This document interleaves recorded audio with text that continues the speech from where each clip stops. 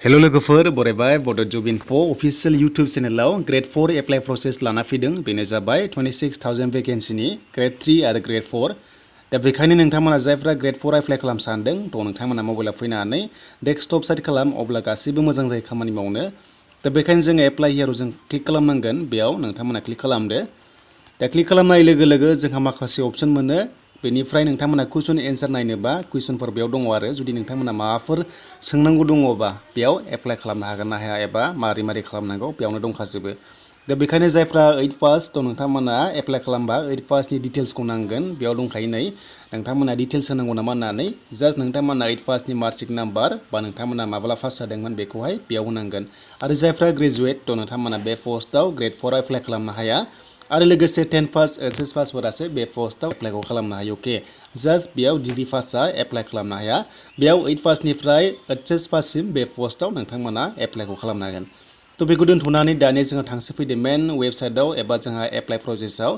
बेखायनो नोंथांमोना गोजौआव मोनसे मोनदों अपसन रेजिस्ट्रेसन जोंहा रेजिस्टार खालामनांगोन जों बेयाव क्लिक खालामबाय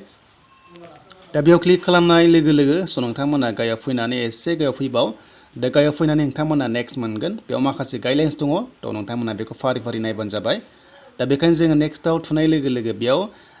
नोंथांमोननि एमप्लयमेन्ट एक्सचेन्ज नाम्बारखौ होथारनांगोन बे गैयाबा जाया बेनिफ्राय मबाइल नाम्बारखौ होनानै सेन्ड OTP आव थुना होदो OTP थांबा नोंथांमोना भेरिफाइ OTP आव नोंथांमोना होनानै नेक्स्टआव थुना हो दा लोगोफोर नोंथांमोना OTP गासै 6टा OTP मोनगोन बेयाव भेरिफाइ खालामनांगोन आरो साक्सेसफुल जायोबा नोंथांमोना नेक्स्टआव थुना होदो दा बेखायनो जों बेयाव टाइप खालामबाय थ' नोंथांमोना बेखौ नायलांबाय था आसा खालामो नोंथांमोना भिडिअ नायनानै मोजां मोनोबा लास्टआव लाइकबो खालामगोन आरो नोंथाङा चेनेलाव गोदानै फैदोंबा साबस्क्राइबबो खालामना लागोन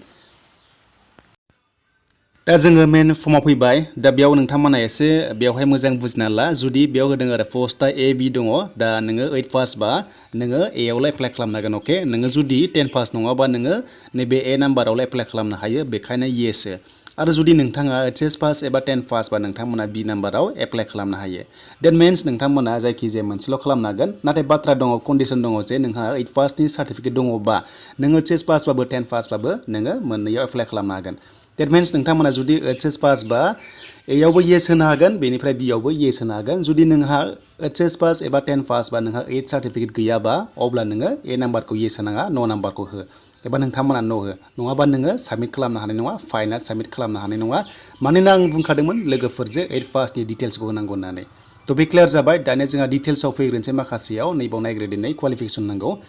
दा नोङो 8 पासखौ सेलेक्ट खालामबा नों बेयाव 8 पासनि डिटेल्सखौ होथारनांगोन आरो नों फाइनाल साबमिट खालामनो हाया दा बेखायनो बेयाव जों बोरै होनांगोन नोंथांमोना 8 पासनि बेयाव मार्कशिट नाम्बार आरो डेट माब्ला पास जादोंमोन बेखौ नांगोन बेनिफ्राय बेयाव नोंथांमोना मार्क्स अबटेनखौ होदो 600नि गेजेराव बेसेबां मोनदों बेखौ होदो बेनिफ्राय पार्सेन्टआव थुनाय लोगो लोगो अट'मेटिक ओंखारगोन इयार अफ पासिंखौ होदो माब्ला ओंखारदों 2002 आव पास जादों ना 2000 आव पास जादों बेखौ होदो बेनिफ्राय नेम अफ स्कुल नोंथांमोना बबे स्कुलाव फरायदोंमोन बेखौ होनानै बेनिफ्राय बैथिंहाय मोनसे दङ राइट साइड खनायाव जे बबे डिस्ट्रिक्टनिमोन नोंथांमोना बेयाव होनांगोन अके बे जाबाय 8 पास लेभेलाव जायफ्रा 10 पास HS पास नोंथांमोना बेवहाय बर्डखौ नांगोन सेबा बेनिफ्राय एसेक बेनिफ्राय नेम अफ स्कुल कलेजखौ होदो इयार अफ पासिंखौ होदो पार्सेन्टखौ होदो जेरै होदोंमोन बेबादि प्रसेसआवनो नोंथांमोना होनांगोन आरो लोगोसे HS पासफोरा सेलेक्ट बक्सआव थुनानै आर्ट्स कमार्स साइन्स बेखौ नोंथांमोना क्लिक खालाम बेनिफ्राय पार्सेन्ट मार्क्स अफ 10 बेसेबां मोनदों इयार अफ पासिं बेखौ नोंथांमोना सेम प्रसेसआव गासैखौबो होबानो जाबाय दा नै बाथ्राया जायफ्रा नोंथांमोना 8 पासनिखौ A नाम्बारखौ एप्लाइ खालामगोन अब्ला बेयाव नाय सार्टिफिकेट एबा मार्कशिट नाम्बार मोनसे नांगोन बेनिफ्राय डेट होनांगोन आरो मार्क्स अफ 10 बेनिफ्राय टटेल मार्क्सखौ आं सिगाङाव जेरै बुंदोंमोन बेखौनो होदो बेनिफ्राय नेम अफ स्कुल होदो आरो जुदि नोंथाङा HS पास बा 8 पासनि गैयाबा एप्लाइ खालामनाङा बेबायदि गोजा ओंखारगोन फाइनाल साबमिट जानाय नङा अके बेखायनो जायफ्रा दङ स' नोंथांमोना एप्लाइखौ खालामनो हागोन बे पस्टआव आरो पेमेन्टखौ डाबल दाननांगोन A आरो B नि थाखाय 150 300 नोंथांमोना पेमेन्टखौ दाननांगोन थ' दानिया जों फैबाय बेयाव नोंथांमोना फार्स्टआव नोंनि नामखौ होदो बेनिफ्राय नोंथांमोना बेयाव मेरिट बा हौवा नामखौ होदो आरो लोगोसे हासबेन्ड नोंथांमोना नाम होनो हागोन आरो बेवहाय आरो नेम अफ केन्डिडेट नोंथांमोना होदो फादार्स नेम मादार्स नेम बेयाव गासैबो क्लिक खालामदो बेनिफ्राय बार्थडे जेन्डार नोंथांमोना सेलेक्ट खालाम बार्थडेआव नोंथांमोना बे बक्सआव क्लिक खालामनाय लोगो लोगो बेयाव फैनो हायो केलेन्डार लाना फैनो हायो बेनिफ्राय जेन्डार सेलेक्ट खालामदो एमप्लयमेन्ट एक्सचेन्ज फैखाबाय बेनिफ्राय नोंथांमोना कास्टखौ सेलेक्ट खालामदो बेवहाय केटेगरियाव ST आव होदो बेनिफ्राय बेवहाय डिसेबिलिटि बा येस गैयाबा न' जुदि नंगौबा येस होननानै बेसेबां पार्सेन्ट आरो मानि प्रब्लेम दङ स' बेयाव नोंथांमोना सेलेक्ट खालामबानो जाबाय आरो बेयाव गोरोबनाय गैयाबा आदार्सआव नोंथांमोना गाहायनि अपसनाव हो दा नङाबा नोंथांमोना बेखौ न' होदो डिसेबिलिटि नङाबा एक्स सार्भिसमेन नोंथांमोना नंगौबा येस गैयाबा न' बिनिफ्राय रिलिजनखौ नोंथांमोना होदो गाव गावनि धोरोमखौ होना लादो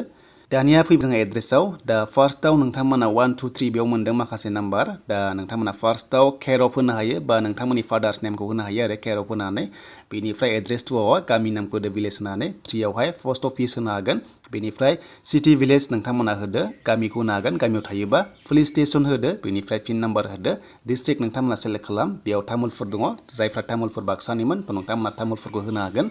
आरो बिनिफ्राय रेभिनिउ सार्केल बेनिफ्राय ब्लक नोंथांमोना होदो आरो दा बिनिफ्राय जों बेयाव नायनो हागोन उदालगुरि आं बेयाव होबाय एग्जाम्पल महरै स' नोंथांमोना बेबायदि मिथिखाबाय जानांगौ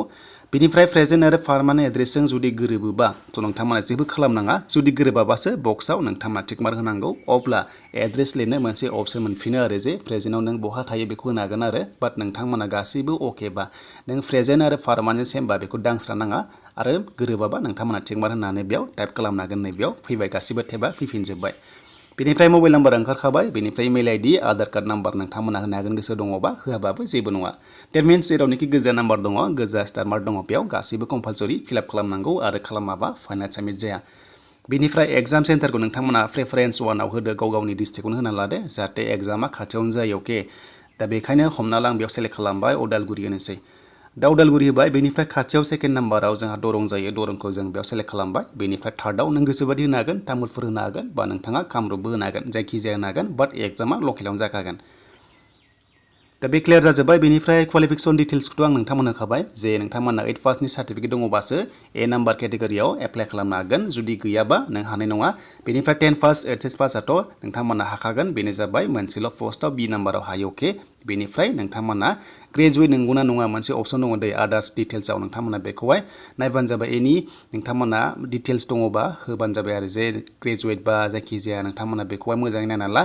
बाट नोंथांमोना बे 8 पासनियाव ग्रेजुवेटखौ न' होथार बेवहाय ग्रेजुवेटखौ येस होबा एप्लाइ खालामनो हाया थ' बेखायनो बेखौ न' होथार अके थ' बेनिफ्राय आदार्सआव फैबाय दा आदार्सआव ओरै दङ एग्जामनि मड जे नोंनि पेपारखौ मा लानो सानदों बर' एसामिस इंलिस जोङो बड'खौनो लागोन नोंथांमोननि कुइसना बड'आवनो जागोन आरो बर'आवनो जागोन अके बेखौ बर' होदो बिनिफ्राय साइन आरो नोंथांमोना सिगनेचार दा फट'आ 35 केबिनि बारा हाया मेक्सिमाम 35 बेनिफ्राय सिगनेचारा 30 केबि बेयाव पिक्सेलखौ नोंथांमोना नायना ला गोरोबहोना लाबानो जाबाय आं स्क्रिनाव लिरना होदों बेयाव नायना ला आरो क्लिक हियार मोनसे अपसन मोनदोंना फट' साइन बेयाव थुनाय लोगो लोगो गेलारिनिफ्राय लाना फैनानै डाइरेक्ट नोंथांमोना साबमिट खालामनो हागोन आरो साबमिट खालामनो सिगां नोंथांमोना जेब्लायबो प्रिभिउ नाय अके जेब्लायबो प्रिभिउ नाय गासिबो अके जाबासो फाइनाल साबमिट खालाम आरो फाइनाल साबमिट खालामनाय लोगो लोगोनो पेमेन्ट दाननायनि नोंथांमोना अपसनखौ मोनगोन ओमफ्राय 150 पेमेन्ट दाननांगोन मोनसे पस्ट एप्लाइ खालामदोंबा एबा सेलेक्ट ए आरो बिआव खालामदोंबा मोननैबो खालामदोंबा 300 पे खालामनांगोन बेनिफ्राय टिक मार्क होदो डिक्लेरेसनाव पासपर्टआ नोंथांमोना होनांगोन जे नोंनि नामखौनो होनो हागोन बा नोंनि टाइटेलखौ होनानै 1 2 3 हेशटेग बा एडेट नोंथांमोना होनानै बेखौहाय नोंथांमोना होना लादो आरो फैबाय थानाय समाव लगिन खालामनानै नायबाय थानो हागोन आरो एडमिटखौ डाउनलड खालामना लानो हागोन दा बेनि सोमोन्दै लोगोफोर प्रसेसआ फाइनाल साबमिट खालामथ' आं दायो नोंथांमोना खालामना लादो जायफ्रानोखि फाइनाल साबमिट खालाम सानदों बेनिफ्राय प्रिभिउ नायग्रो प्रिभिउ थांनानै लास्टआव गासिबो अकेबासो फाइनाल साबमिट खालाम दा बेनि सोमोन्दै लोगोफोर ग्रेड 4 आरो लास्ट डेटआ 30 मे अके 30 मेसिम थागोन दा नोंथांमोना एसेबां हाखु दाखु खालामनाङा थ' गोबां सम दङ गासिबो नोंथांमोना अके जाबासो थ' फाइनाल साबमिट खालाम